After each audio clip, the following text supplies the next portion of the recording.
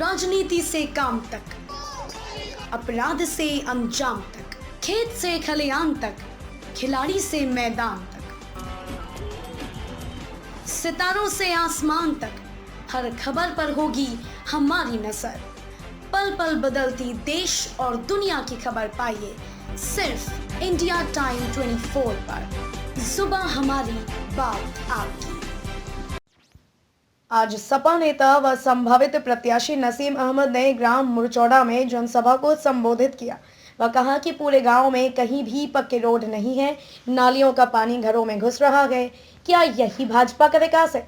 अब तो यहाँ के विधायक मंत्री बन गए हैं। क्या वो कभी ग्रामीणों की सुध लेने आए या सिर्फ काली कमाई करने में ही लगे रहेंगे?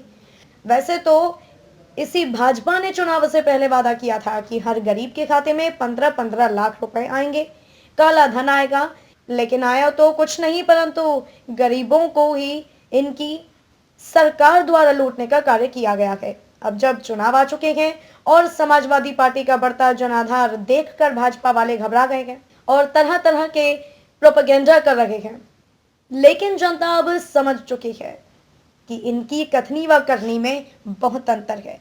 वह भाजपा झूठ की बुनियाद पर टिकी है और आने वाले 2022 के चुनाव में जनता अखिलेश यादव के नेतृत्व में पूर्ण बहुमत से समाजवादी पार्टी की सरकार बनाएगी। वह सपा नेता नसीम अहमद ने कहा कि ग्राम मुरचौड़ा के लोगों में भारी जोश को देखकर यह भरोसा हो गया है कि पूरे उत्तर प्रदेश में भाजपा का सूरज हमेशा के लिए डूब जाएगा। सन 2022 में किसान इंकलाब होगा और चुनाव में अवश्य बदलाव आएगा।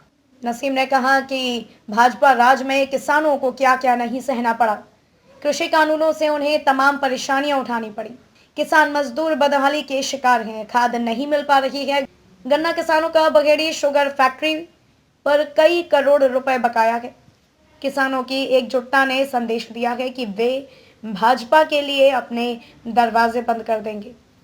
किसानों को एमएसपी के लिए ठोस फैसला हो। उन्होंने कहा कि किसानों को उनके हक दिलाए जाएंगे। भाजपा किसानों का अपमान करती रही है। भाजपा के मंत्री और समर्थकों ने किसानों को गाड़ी से कुचल दिया है। दवा, इलाज, खाद के लिए लोगों को लाइन में लगना पड़ा है। नसीम ने कहा कि भाजपा ने महंगाई बढ़ाई है। डीजल, पेट्रोल, रसोई गैस के दाम बहुत बढ़ गए हैं। भाजपा ने लोगों को बहुत दुख दिया और परेशानी दी है। नौकरी मांगने पर नौजवानों पर लाठियां बरसाती है। प्रदेश की जनता अब भाजपा को वापस सत्ता में नहीं आने देगी।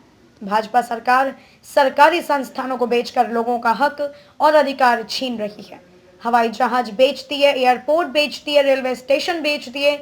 आज मोटरसाइकिल चलाना भी भारी हो गया है। पलायन की बात करने वाले खुद पलायन करके आए हैं। नसीम अहमद ने कहा कि सपा कार्यकर्ता भाईचारे को मजबूत करने के लिए खड़े हैं। सपा सरकार में गरीब किसान लोगों को बिजली के बिलों में राहत दी जाएगी। समाजवादी सरकार में किसान के भुगतान के लिए अलग से एक किसान फंड बनाएंगे, जिससे कि गन्ना किसानों का समय से भुगतान हो सके। हम किसानों की विरासत को आगे बढ़ाएंगे। नसीम ने कहा कि भाजपा नफरत की राजनीति कर रही है और हमारे बीच खाई पैदा कर रहे हैं। हमारे और आपके बीच जो खाई पैदा कर रहे हैं वही है भाजपाई। भाजपा के ठोको राज ने लोगों को अपमानित किया है। बुलडोजर वाले अपने बुल को नहीं संभाल पा रहे। इनकी हर बात झूठी है।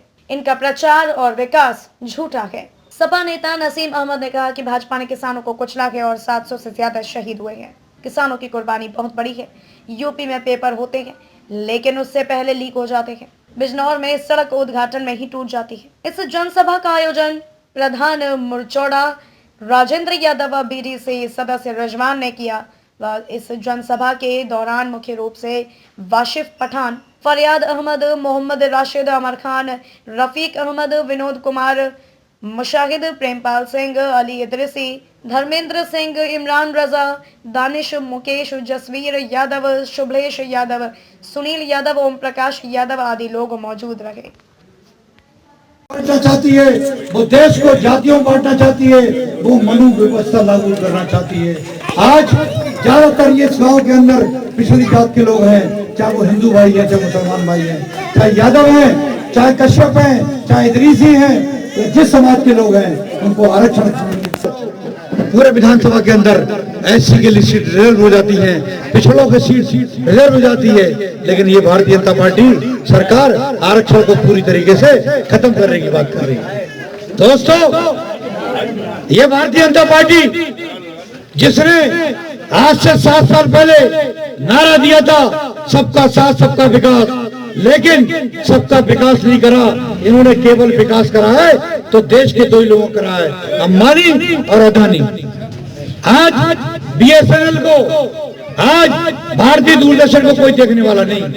आज अगर आपका जो भी यहाँ फोन है वो वही काम करेगा। कहते हैं जियो का विज्ञापन कौन कर रहा है?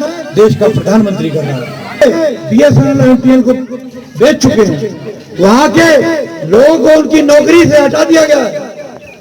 अच्छे एयरपोर्ट ठेके पे दे दी गए अंबानी अदानी को, अच्छे रेलवे ट्रैक ठेके पे दे दी गए। बड़ी बड़ी कंपनी जो थी जितनी फायदे में चल रही थी, जो भारत हेवी इलेक्ट्रिकल लिमिटेड, जो स्टील अथॉरिटी ऑफ इंडिया,